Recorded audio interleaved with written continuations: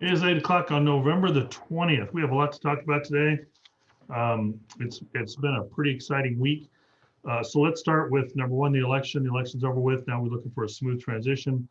COVID is obviously increasing. New York City announced this week that they're shutting schools down for the rest of the year for sure. Our school district, Olathe, is for middle and senior high, is shutting down on the 30th of this month. So they won't go back until after Christmas, probably. So there's a lot of that going on. Minnesota has shut down bars, restaurants, and gyms for the next 30 days. This is probably something you'll see go along until we get the virus in place that's going to affect us. Now, a couple things I want to touch on that are not ideally market related, but number one is on September 22nd of 1962, John Kennedy gave a speech at the football stadium at Rice University in Houston, and it became known as the America Goes to the Moon speech. If you ever have a minute, pull that up and watch it. It's a wonderful speech. It's one of my 10 favorite political speeches in history. And in that speech, I mean, you need to understand first off that Rice football playing University of Texas football is kind of like a local high school playing the Kansas City Chiefs. So when he talks about the futility of playing at University of Texas, that's what he's referring to. But the interesting part about that is his challenge was in 1962. Less than 7 years later, we set foot on the moon, which was just an incredible accomplishment. And then this last Sunday evening, SpaceX launched the Dragon capsule with 4 astronauts in it. It took off from Canaveral. It docked at the space station about 28 hours later. I watched all of it. It's just an amazing thing to watch. SpaceX was started in 2002 by a guy with a dream and 75 million bucks that he put up of his own money. And now you have America back into the business of shuttling astronauts back and forth to the space station with plans to go to the moon, probably in my lifetime, and possibly Mars in the lifetime of a lot of our younger folks. So it's an incredible thing to see that, but this Sunday marks the 57th year since the assassination of Kennedy. And for those of us that were alive then, it's still something we remember. And obviously every year, less and less of us were alive then, but it was still a pretty amazing time in our life. The other thing this weekend is actually being celebrated a little bit early, which is National Adoption Day. Is typically would be on Monday, but because of COVID and things that are going on, it's going to be celebrated tomorrow. Typically on National Adoption Day, there's a lot of adoptions that are formalized on that day, around 75, 80,000. 150,000 adoptions are done every year in this country. And I recently found out that somebody that I work with is adopted and quite proud of it. And she made the comment to me that National Adoption Day is a big day for her family. And I kind of, she described it briefly, it sounded like a great big birthday party. So it's just something to remember that every day there are 125,000 kids in foster care waiting to be adopted out. And as I thought about her and I thought about what tomorrow is and realized that, you know, she's accomplished, she's smart, she's delightful to work with. I count her as a friend, and it's just great to see that. What difference did it make? Well, what it made was a family took a shot and brought somebody into their house. My 5 kids were raised with me screaming at them every day that this is where you come home to when you have a problem. This is the place of respite. This is where I want you to know you're safe, and they know that. And so an adoption gives somebody that opportunity where they now have someplace to go, and then they become the best that they can become. Then they can have those dreams that Elon Musk had, and they can go out and pursue an education. At the end of the day, they have a place to go home to. And so if you have it in your heart, National Adoption Day is just a wonderful thing. Contribute to it, participate in it, be involved. So those are my non-market comments for the day. Mallory, let's go ahead and go to the first chart. And we see the Dow this week is really interesting. As of the close last night, we are actually only about 4 points different than we were at the close last Friday. But you can see a line that I put up here, which was election day. That will drop off here shortly because it was just something I wanted to mark. It was easy to mark. Back here, you see when the bottom of COVID is on March 23rd. We don't need anything to mark that. We can see that clear. But look at the 7 and 14-day moving averages. Since election day, things have gone up. This week has been flat. We expect that to probably go a little bit flat. We're at the end of the year. Typically, we see a Santa Claus rally. We don't know if we'll see that this year. because of the things that are going on in politics. We'll have to keep an eye out for that. It looks to be kind of a quiet day to day. We typically have a quiet week on Thanksgiving, not expecting a whole lot. And I'll tag on to that next Friday.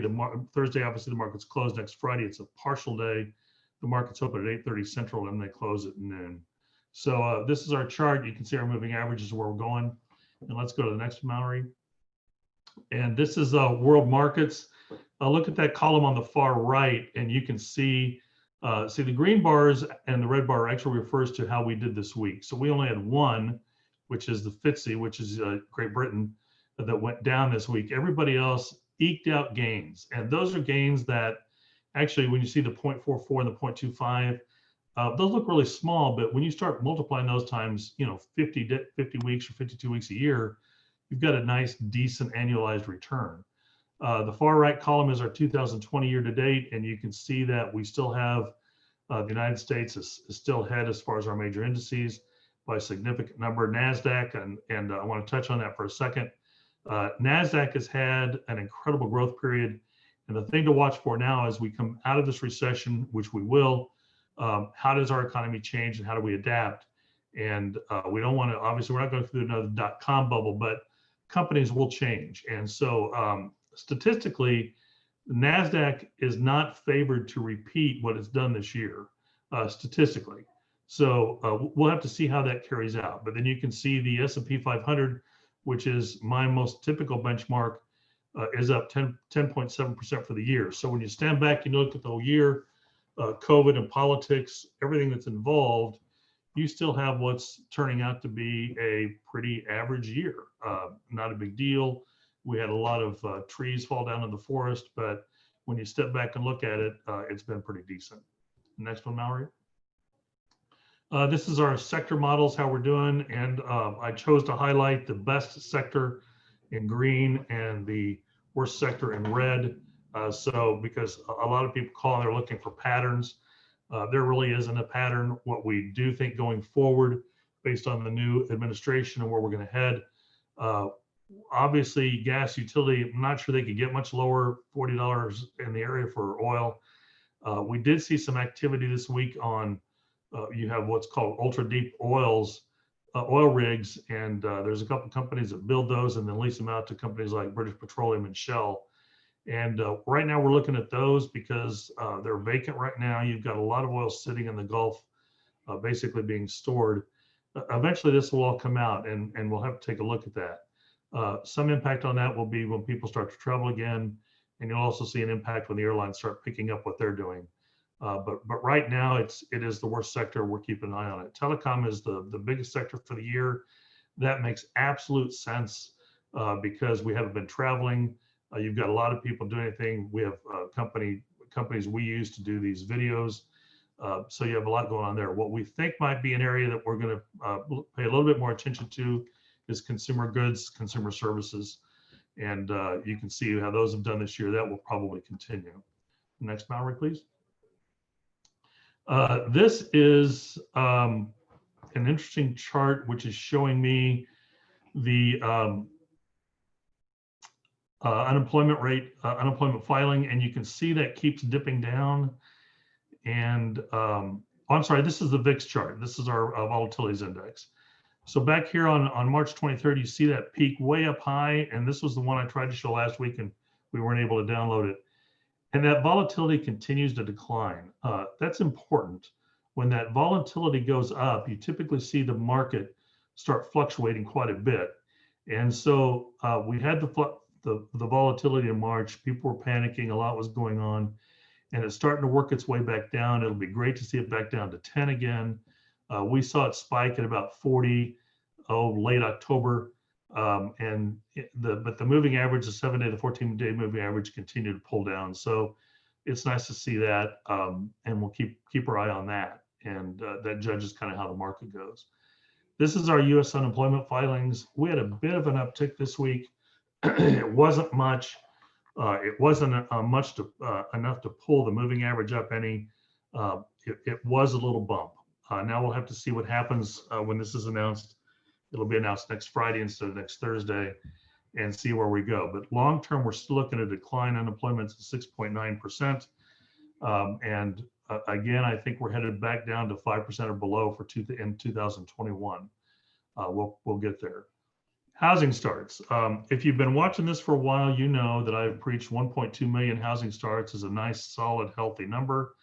I have also said that what we look for is a bump in October, and we got that bump. Matter of fact, it was more than a bump. We were expecting an annualized number of 1.4. We ended up with an annualized number of 1.52, which is honestly very exciting. It's outstanding to see that.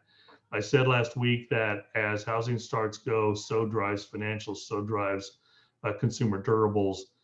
So many other related industries are driven by housing starts.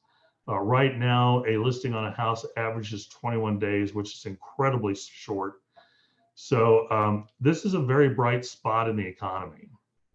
Now, part of it's being driven by interest rates. Nonetheless, when you still have an October with 1.5 plus million housing starts annualized, that's a nice, solid, good sign to look forward to. It will drift off over the next couple of months as weather comes, as weather gets bad. The purpose in October, get those houses up, get them under roof, and get some building going on. So it was great to see. We were looking at, I was hoping to see 1.3, 1.4, 1.42 would have been great, but 1.5 is just outstanding. So that's exciting. Treasury yields, this is getting kind of boring, but the numbers are way down low. The Fed has again this week reiterated that they believe that these rates are going to be at or near zero for some time to come. Our challenge here becomes, how do we find fixed income at a decent yield? And that is a bit of a challenge. The other thing that this has caused, and this is important, is that over the last 2 weeks, we've had record inflows into the market. And the reason for that is part of the reason for that is because of the inability to find a yield in fixed income products. So a lot of investors, we don't do this, but a lot of investors then go to the stock market, even though it's against their risk tolerance. And what they're looking for is yields. They're looking for dividends. And so we've had $44 billion go into the market in the last 2 weeks. Never been done before. And the problem is, we have a little phrase that joining a market at the high is kind of like coming into a parade after the elephants pass by. You've missed the parade, and there's not much for you to do but clean up the mess. So my concern is anyone that happens to be jumping into the market because they want to chase a yield and they see a stock paying a 3% dividend, and now they want to play the market. And that's generally pretty risky. But record inflows into the market over the last 14 days, a little bit concerning. And we'll keep watching that, but that is not something in this office that we're doing at all. Next, Mallory, is that it? So that takes us to the end of our charts for today. Remember, Thanksgiving, the market is closed. It's been a tough year for a lot of people, and a lot of things have gone on. My wife and I were COVID survivors. We got it about 3 weeks ago. We made it through. We're a little bit tired. But we've done okay, and everything's fine. So be thankful on Thursday for what you've got, and the families around and gathered in small groups. And then on Friday, the market's open short time from 8:30 to 1. And then we're back open the first of the year again on the 30th of November. We'll open up, and then December 1st and see how things go. We got a couple of days we won't be here, with obviously Thanksgiving and then Christmas and New Year's. Other than that, we're getting ready for 2021 and look forward to seeing everybody. Have a wonderful week. Be thankful for what you have. And thanks for joining us this Friday. Take care.